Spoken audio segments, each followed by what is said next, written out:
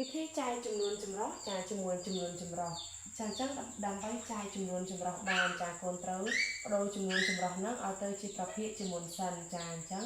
គឺយើងយកភាគបាយនេះគុណជាមួយចំនួនគត់ចាយកភាគបាយគុណជាមួយចំនួនគត់ហើយយើងធ្វើការបូកជាមួយនឹងភាគយកចាយក2គុណជាមួយនឹង6ចា2 6ដង12 12បូក1 13ចាភាគបាយ2គឺនៅដល់ដែលចាសញ្ញាចែកនៅដល់ដែរចាខាងនេះដូចគ្នាអញ្ចឹងកូនត្រូវបដូរចំនួនចម្រោះនេះឲ្យទៅជាប្រភេទចាយក4នេះគុណជាមួយនឹង1ចាហើយយើងបូកជាមួយនឹង1ចា4ម្ដង4 4បូក1 5ចា5ភាគ4ចាអញ្ចឹងចូលដល់ត្រង់ចំណុចនេះគឺការចែកប្រភេទជាមួយនឹងប្រ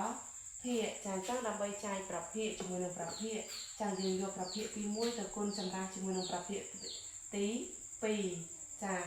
ដើម្បីចែកប្រភេទជាមួយនឹងប្រភេទចាកូនត្រូវយកប្រភេទទី1ទៅគុណចម្រាស់ជាមួយនឹងប្រភេទទី2ចាប្រភេទទី1 13ភាគ2ចាគឺនៅដដែលចឹងសញ្ញាចែកនេះត្រូវបដូរទៅជាសញ្ញា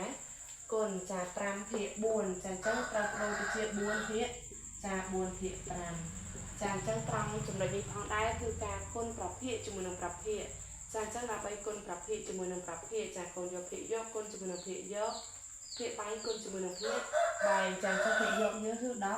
13គុណជាមួយនឹង4ចា4 3ដង12សរសេរលេខ2ត្រាទុក1 4ម្ដង4 4បូក1 5ចាគឺស្មើ50ចា52ចា2គុណជាមួយនឹង5គឺស្មើ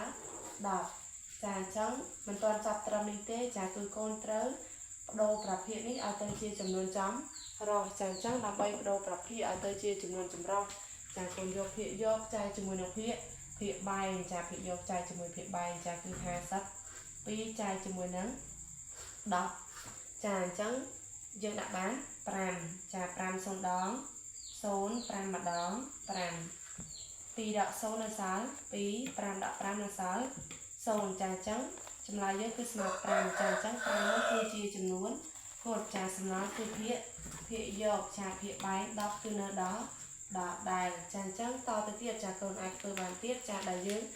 មើលខាងភាគយកគឺ2ចាភាគបែងគឺ10ចាអញ្ចឹងកូនធ្វើកូនអាចសម្រួលបានចា5ចា2នេះគឺអាច2គុណជាមួយនឹង1ចា10គឺ2គុណជាមួយនឹង5ចាអញ្ចឹង2ដូចគ្នាកូនធ្វើការសម្រួលចេញចាអញ្ចឹងនៅសល់5 1ភាគ5ចា